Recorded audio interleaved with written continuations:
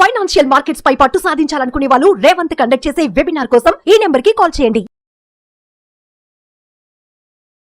నమస్తే, welcome to Suman TV. నేను విష్ణు. ప్రస్తుతంతో పాటు ప్రముఖ స్టాక్ మార్కెట్ అనలిస్ట్ వెంకట్ మేక గారు ఉన్నారు.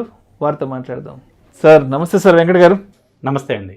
సార్ వెంకట్ గారు, చాలామంది స్టాక్ మార్కెట్లో పార్టిసిపేట్ చేయాలి, మార్కెట్ నుంచి మంచి రిటర్న్స్ తీసుకోవాలి అనుకుంటుంటారు. కానీ వాళ్ళకున్నటువంటి ఆ సమయాన్ని ఎక్కువ మొత్తంలో మార్కెట్లో స్పెండ్ చేయలేరు. చాలామంది ఉద్యోగాలు చేసేవాళ్ళు ఉదయం 9 నుంచి సాయంత్రం 5 వరకు, లేదంటే పొద్దున 10 నుంచి సాయంత్రం 6-7 వరకు వాళ్ళు ఉద్యోగాల్లో బిజీగా ఉంటారు. మరికొంతమంది వాళ్ళ వ్యాపారాలలో బిజీగా ఉంటారు. కాబట్టి అందరూ మార్కెట్లో టైంని స్పెండ్ చేయలేరు. కాబట్టి కొంత తక్కువ సమయాన్ని వెచ్చించి మార్కెట్ ద్వారా వేరే అదర్ ఇన్కమ్, ప్యాసివ్ ఇన్కమ్ని జనరేట్ చేసుకోవాలి అనుకున్న వాళ్ళకి మరి వెంకట్ మేక గారు ఎటువంటి సలహాలు, సూచనలు తెలియజేస్తారు? మంచి ప్రశ్న అండి. చాలా మంది కూడా మార్కెట్లో ప్యాసివ్ ఇన్కమ్ కోసం ఎంటర్ అయ్యే వాళ్ళు ఎక్కువ ఉన్నారు. ఇవాళ రోజున చూస్తూ ఉంటే జాబులు ఎంత హెక్టిక్గా ఉన్నాయో అందరికీ తెలిసిందే. సో ఆ టైంలో మార్కెట్లో వాళ్ళు పార్టిసిపేట్ చేయాలి అంటే చాలా కష్టం. అలాగే బిజినెస్ మ్యాన్కి ఏ టైంలో బిజీగా ఉంటారో, ఏ టైంలో ఫ్రీగా ఉంటారో కూడా తెలియదు. సో కంటిన్యూస్గా మార్కెట్లో కూర్చొని ఇన్కమ్ జనరేట్ చేయాలన్నా కూడా వాళ్ళకి ఇబ్బందికరమైన విషయమే. అంటే మార్కెట్లో ఫుల్ టైం కూర్చునే వాళ్ళు అయితే వాళ్ళు ఏ టైం అయినా పర్వాలేదు. కానీ సో ఇలా వేరే వ్యాపకం ఉన్నప్పుడు, అంటే జాబ్ కానీ బిజినెస్ కానీ, అంటే వాళ్ళు మార్కెట్ నుంచి ఎలా డబ్బులు తీసుకోవచ్చు. సో మార్కెట్ అందరికీ సహకరిస్తుందండి. మార్కెట్ అందరికీ డబ్బులు ఇస్తుంది. మనం కనుక డిసిప్లైన్తో కనుక చేస్తే మార్కెట్ అందరికీ డబ్బులు ఇస్తుంది. సో ఎవరైతే ప్యాసివ్ ఇన్కమ్ కోసం మార్కెట్లో ఎంటర్ అవుదాం అనుకుంటున్నారో వాళ్ళందరికీ నేను ఇచ్చే సలహా ఏంటి అంటే, ఈక్విటీ మార్కెట్లోకి ఎంటర్ అవ్వండి. అంటే స్టాక్స్లోకి ఎంటర్ అవ్వండి. స్టాక్స్లోకి ఎంటర్ అయినప్పుడు ఏంటి అంటే, ఇది కంపేరిటివ్ F&O సెగ్మెంట్, ఇది సేఫెస్ట్ జోన్ అండి స్టాక్స్లో ఎంటర్ అవటం అంటే. స్టాక్స్లో ఎంటర్ అవటం అంటే మీరు ఏం చేస్తున్నారు, ఇంకో కంపెనీ అంటే ఇంకో బిజినెస్లో మీరు వాటాని కొంటున్నారు. వాస్తవంగా జరిగేది అది. స్టాక్ బై చేయటం అంటే ఏంటి, ఇంకో వ్యాపారంలో మీరు పెట్టుబడి పెడుతున్నారు, భాగస్వాములు అవుతున్నారు.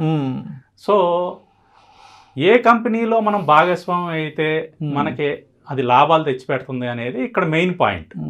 సో దానికి టెక్నికల్ నాలెడ్జ్ ఏమీ లేదు, నాకు ఎనాలిసిస్ చేయడానికి టైం సరిపోవటం లేదు, లేకపోతే ఇది నేర్చుకోవాలి అంటే కొంచెం కష్టం, నా ప్రొఫెషన్ వేరే ఇది వేరే ఉంటుంది ఎలా అనుకునే వాళ్ళందరికీ చిన్న చిన్న సింపుల్ టెక్నిక్స్తో కూడా మనం సలహాలు, అంటే ఎవరి సలహాలు తీసుకోకుండా మనం ఓన్గా చేసుకోవచ్చు అండి. ఇప్పుడు రియల్ ఎస్టేట్లో కూడా పెట్టుబడి పెడతారు. రియల్ ఎస్టేట్లో పెట్టుబడి పెట్టే వాళ్ళందరికీ ఆ ఏరియా మీద అవగాహన పెడుతున్నారా? లేదు కదా. ల్యాండ్ గురించి తెలియదు, అక్కడ ఏం జరుగుతుందో తెలియదు, అయినా కూడా పెట్టుబడులు పెడుతున్నారు చాలా. సో పెరుగుతుంది. అలాగే ఇక్కడ అంటే చిన్న పాయింట్లు 4-5 తెలిస్తే దాన్ని బేస్ చేసుకుని పెడుతున్నారు. అలాగే ఇక్కడ కూడా ఏంటంటే, మనం స్టాక్స్లో పెట్టుబడి పెట్టడానికి ఒక సింపుల్ టెక్నిక్ చెప్తానండి. ఇక్కడ దీంట్లో మనకి ప్రతిరోజు కూడా మార్కెట్లో మనకి స్టాక్స్ ట్రేడ్ అయ్యేవి కొంత వాల్యూమ్ జరుగుతూ ఉంటుంది. అది 10 లక్షలు అవ్వచ్చు, 10 కోట్లు అవ్వచ్చు, కొంత ప్రతి స్టాక్లోనూ కొంత వాల్యూమ్ జరుగుతూ ఉంటుంది. ఆ జరిగే వాల్యూము 2 రకాలుగా డివైడ్ అయ్యి ఉంటుందండి. ఒకటి వచ్చేసి ట్రేడింగ్ వాల్యూమ్ అంటారు, రెండోది వచ్చేసి డెలివరీ వాల్యూమ్ అంటారు. ట్రేడింగ్ వాల్యూమ్ అంటేనేమో వాళ్ళు ఈరోజు ఉదయం కొనుక్కొని సాయంత్రం లోపల మళ్ళీ దాన్ని అమ్మేసుకుంటారు, దాన్ని ట్రేడింగ్ అంటాం. సో ఆ వాల్యూమ్ అనేది సెపరేట్. రెండోది వచ్చేసి డెలివరీ వాల్యూమ్. డెలివరీ వాల్యూమ్ అంటే వాళ్ళు ఈరోజు కొనుక్కుంటే దాన్ని వాళ్ళు డీమ్యాట్ అకౌంట్లో హోల్డ్ చేసుకుంటారు, ఉంచుకుంటారు అనమాట. ఆ స్టాక్ని డెలివరీ తీసేసుకున్నారు పొజిషన్. సో అంటే దాంట్లో భాగస్వామ్యం తీసేసుకున్నారు కంపెనీలో. సో మనం ఇక్కడ గమనించాల్సింది ఏంటి అంటే, ఏ స్టాక్లో అయితే మీకు కంటిన్యూస్గా 3 రోజుల పాటు డెలివరీ వాల్యూమ్ అనేది మోర్ దెన్ 70% జరిగిందనుకోండి, కంటిన్యూస్గా 3 రోజుల పాటు డెలివరీ వాల్యూమ్ మోర్ దెన్ 70% జరిగితే మనం అటువంటి స్టాక్స్లో ఇన్వెస్ట్ చేసుకుంటే అది భవిష్యత్తులో పెరగడానికి స్కోప్ ఉంటుందండి. అంటే కంటిన్యూస్గా 3 రోజుల పాటు ట్రేడ్ అయ్యే వాల్యూమ్ కన్నా కూడా డెలివరీ వాల్యూమ్ ఎక్కువ ఉంది, 70% ఎక్కువ ఉంది అంటే చాలామంది ప్రజలు దాని మీద ఇంట్రెస్ట్ చూపిస్తున్నారు. డెలివరీ ఎందుకు తీసుకుంటామండి మనం? ఆ కంపెనీ పెరుగుతుందనే ఉద్దేశంతోనే డెలివరీ తీసుకుంటాం. అలా కంటిన్యూస్గా 3 రోజుల పాటు 70% కన్నా ఎక్కువ మంది దాన్ని డెలివరీ వైపే మొగ్గు చూపుతున్నారు అంటే దాని అర్థం ఏంటి? ఆ కంపెనీ భవిష్యత్తులో పెరుగుతుందనే ఉద్దేశంతోనే తీసుకుంటారు. సో ఇలాంటి చిన్న విషయాలను మనం గమనించుకుని మనం ఇన్వెస్ట్మెంట్ కనుక చేసుకుంటే ప్యాసివ్ ఇన్కమ్ కింద చాలా బాగా పనిచేస్తుందండి. సో ఇది ఎక్కడ చూడాలి అనేది మళ్ళీ కొంతమందికి డౌట్ ఉంటుంది, ఎలా తెలుసుకోవాలి అని. సో దీనికి కూడా మనకి సింపుల్ టెక్నిక్ అండి, ఏం లేదు, మనకి ఎన్ఎస్సి ఇండియా వెబ్సైట్ ఉంటుంది. ఆ ఎన్ఎస్సి ఇండియా వెబ్సైట్లో మీకు అందుకనే స్క్రీన్ కూడా చూపిస్తున్నాను. ఆ స్క్రీన్లో ఇక్కడ నేను యారో మార్కులు కూడా పెట్టాను. సో దాన్ని బేస్ చేసుకుని మీరు ఆ ఫైల్స్ని డౌన్లోడ్ చేసుకుంటే ఆ ఫైల్స్లో మీకు కనిపిస్తుందండి. ఎన్ఎస్ ఇండియా వెబ్సైట్లోకి వెళ్ళి డైలీ మార్కెట్ రిపోర్ట్స్ని డౌన్లోడ్ చేసుకోండి, క్లిక్ చేయండి. డైలీ మార్కెట్ రిపోర్ట్స్ని క్లిక్ చేసుకుంటే దాంట్లో డెలివరీ సంబంధించిన ఫైల్ ఉంటుంది. నేను ఇక్కడ యారో మార్కెట్ చూపించాను కదా, సో అది క్లిక్ చేసుకుని అది ఓపెన్ చేస్తే మీకు ఎక్సెల్ ఫైల్లో ఓపెన్ అవుతుంది. సో దాంట్లో మీకు ఏ స్టాకు ఈరోజు ఎంత డెలివరీ జరిగింది అనేది వచ్చేస్తుంది అనమాట. సో దాంట్లో మీరు ఈ స్టాక్స్ అన్ని చూసుకున్న తర్వాత దాన్ని ఫిల్టరింగ్ చేసుకుంటే కొద్దిగా ఎక్సెల్ నాలెడ్జ్ ఉంటే ఇంకా ఈజీ అవుతుంది. లేకపోయినా కూడా ఈజీ, వాళ్ళు యూట్యూబ్లో ఎక్సెల్ ఎలా వాడాలో చెప్పేస్తున్నారు. సో దాంట్లో మీరు సార్ట్అవుట్ చేసుకుంటే ఏ కంపెనీ మీకు 70% కన్నా ఎక్కువ డెలివరీ అయింది అని ఈరోజు వచ్చేసింది. మీరు ఏం చేస్తారు, 70 కన్నా ఎబో ఉన్న కంపెనీస్ అన్నిటిని కూడా పక్కన రాసుకోండి, పేపర్ మీద రాసుకోండి. రేపు కూడా అదే చేయండి, ఎల్లుండి కూడా అదే చేయండి, 3 రోజులు అట్లా చేయండి. 3 రోజుల్లో మీకు కామన్గా ఒకటే కంపెనీ వచ్చింది అనుకోండి, మోర్ దాన్ 70%. సో 4వ రోజు ఏం చేస్తారు అంటే ఈ 3 రోజులు ఏదైతే company more than 70% delivery volume వచ్చిందో 4వ రోజు ఈ 3 రోజులు వచ్చిన హై ఏదైతే ఉంటుందో హై వాల్యూ, ఆ హై వాల్యూ పైన దాన్ని బై చేయండి. ఆ హై బ్రేక్ అయిన తర్వాత బై చేయాలి. మనం బై చేస్తే మనం దీన్ని పొజిషనల్ స్వింగ్ హోల్డింగ్ అంటారు. దీన్ని బై చేసిన తర్వాత మీరు మీ కంఫర్టబుల్ టార్గెట్ వరకు వెయిట్ చేయండి. కొంతమంది 5% వస్తే చాలు అనుకుంటారు, కొంతమంది 10% వస్తే చాలు అనుకుంటారు, కొంతమంది 20% వస్తే చాలు అనుకుంటారు. మీ కంఫర్టబుల్గా మీరు ఎక్కడ ఎంత పర్సెంటేజ్ కావాలనుకుంటే అక్కడ వరకు వచ్చే వరకు వెయిట్ చేయండి. సో ఇలాంటివి సాధారణంగా మంచి రిటర్న్సే ఇస్తాయండి.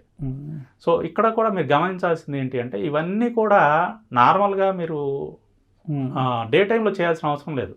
చక్కగా నైట్ టైం భోజనం చేసిన తర్వాత ఒక్క 5 నిమిషాలు మీ సమయం దీనికి కేటాయిస్తే చాలు. ఎక్కువ కూడా అక్కర్లేదు, 5 నిమిషాలు చాలు. కేవలం 5 నిమిషాలు కేటాయించి మీరు ఈ పని అంతా చేసుకోవచ్చు. నెక్స్ట్ డే 4th డే కూడా మీరు ఆర్డర్ అనేది 3వ రోజు రాత్రి ఆర్డర్ పెట్టేసుకోవచ్చు అండి. 3వ రోజు రాత్రే ఏఎంఓ ఆర్డర్ అని ఉంటుంది, ఆఫ్టర్ మార్కెట్ ఆర్డర్ అని. సో నైట్ మీరు అనాలిసిస్ చేసేసిన తర్వాత 3వ రోజు 4వ రోజు మీరు కొనుక్కోవాలి కదా, 4వ రోజుకి మీరు ఏం చేస్తారంటే ఏఎంఓ ఆర్డర్ ద్వారా మీరు ఏ ప్రైస్లో కొందాం అనుకుంటున్నారో ఆర్డర్ ముందే పెట్టేసుకుని పడుకోండి.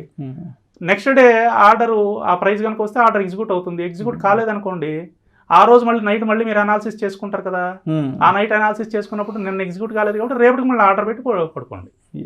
సో ఇలా చేసుకోవచ్చు అండి. లేదా ఇంకో ఆప్షన్ ఉంది జీటీటీ అని, గుడ్ టిల్ ట్రేడ్ అని ఇంకో ఆర్డర్ ఉంటుంది. ఆ ఆర్డర్ పెట్టుకున్నా కూడా మీకు అది 2-3 రోజుల తర్వాత వచ్చినా కూడా ఆర్డర్ ఆటోమేటిక్గా ట్రిగ్గర్ అవుతుంది. మీరు ప్రతిసారి పెట్టాల్సిన అవసరం లేదు ఆర్డర్. సో ఈ విధంగా మీకు కేవలం రోజులో ఒక 5 నిమిషాల సమయం కేటాయించి, అది కూడా మీకు కంఫర్టబుల్ ఉన్న టైంలో, నైట్ టైం భోజనం చేసిన తర్వాత ఒక 5 నిమిషాలు అలా ఆ టైం కేటాయించి క్వాలిటీ స్టాక్స్ని లేదా స్వింగ్ ట్రేడింగ్ కోసం ఉపయోగించే స్టాక్స్ని ఈ విధంగా మనం ఫైండ్ అవుట్ చేసుకోవచ్చు అండి. ఇది మీకు ప్యాసివ్ ఇన్కమ్ జనరేట్ చేసుకోవడానికి అయితే చాలా అద్భుతమైన కాన్సెప్ట్. దీనికి మనకి ఏ టెక్నికల్ నాలెడ్జ్ మనం ఎక్కడ వాడలేదు, చాలా సింపుల్ టెక్నిక్తో మనం చేస్తున్నాం అనమాట. సో అయితే ఇప్పుడు వెంకట్ గారు, ఇప్పుడు మీరు చెప్పిన దాని ప్రకారం తక్కువ సమయం కేటాయించి ప్యాసివ్ ఇన్కమ్ సోర్సెస్ని ఎలా జనరేట్ చేసుకోవాలి అన్న వాళ్ళకి కొన్ని సజెషన్స్ ఇచ్చారు.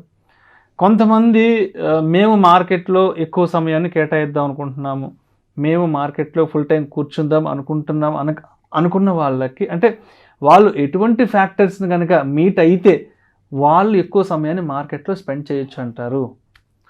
అంటే ముఖ్యంగా మార్కెట్లో ఎక్కువ సమయం కేటాయించి మనం ట్రేడింగ్ కానీ ఇన్వెస్ట్మెంట్ కానీ చేసుకుందాం అనుకునే వాళ్ళు ఎవరైనా సరే మార్కెట్ గురించి కొద్దిగా అవగాహన ఉండాలండి.